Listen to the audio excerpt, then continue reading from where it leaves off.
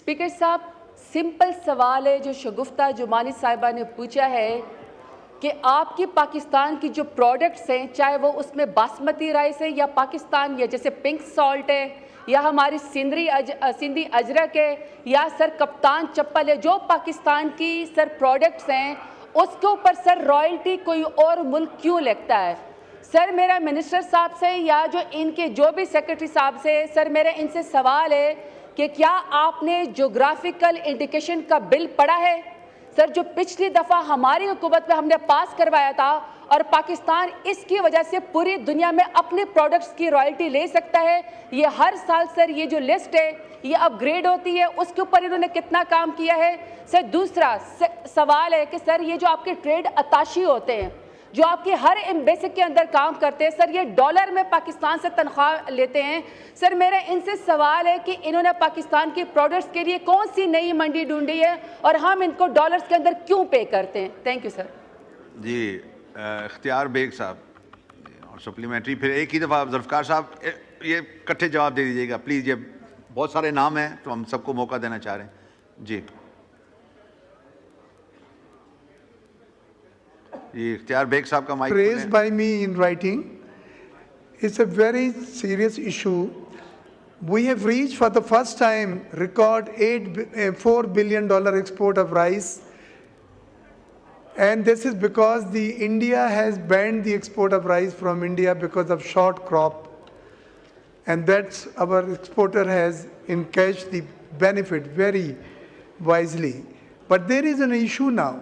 The issue is that India has complained that the Pakistani rice which was exported has a high contents of pesticides and fertilizer.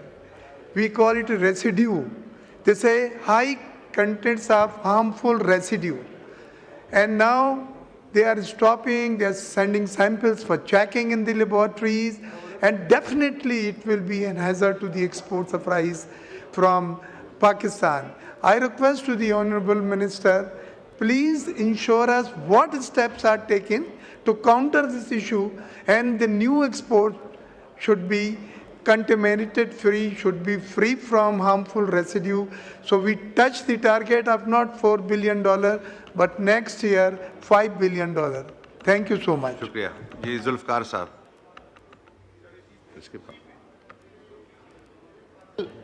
दोस्त ने जो question किया है इसमें दो चीज़ें हैं जी। एक तो ये है कि एक MEP का मसला था, इंडिया ने जो था MEP को हटा दिया था, हमने भी अब MEP को इसमें ना हमने ख़त्म कर दिया है। इसलिए हमारा अब एक तो ये हमारी एक्सपोर्ट इसमें भी बढ़ेगी। दूसरा मसला ये था जो पेस्टिसाइड की मैंने पहले भी बात की है कि हमें अपनी क्वालिटी जो है उसको एनहांस करना पड़ेगा। हमारा इसमें देखें मिनिस्ट्री ऑफ कॉमर्स जो है वो कंसर्न है अपनी नई मंडियां तलाश करने में, अपनी मार्केट करने में, अपने सिस्टम को करने में। ये साथ हमें सूबों को भी और दूसरे डिपार्टमेंट को भी, हमारे साथ एग्रीकल्चर डिपार्टमेंट को भी इसमें इसकी क्वालिटी को एनहांस करने में ये एक हमें रोल अदा करना पड़ेगा।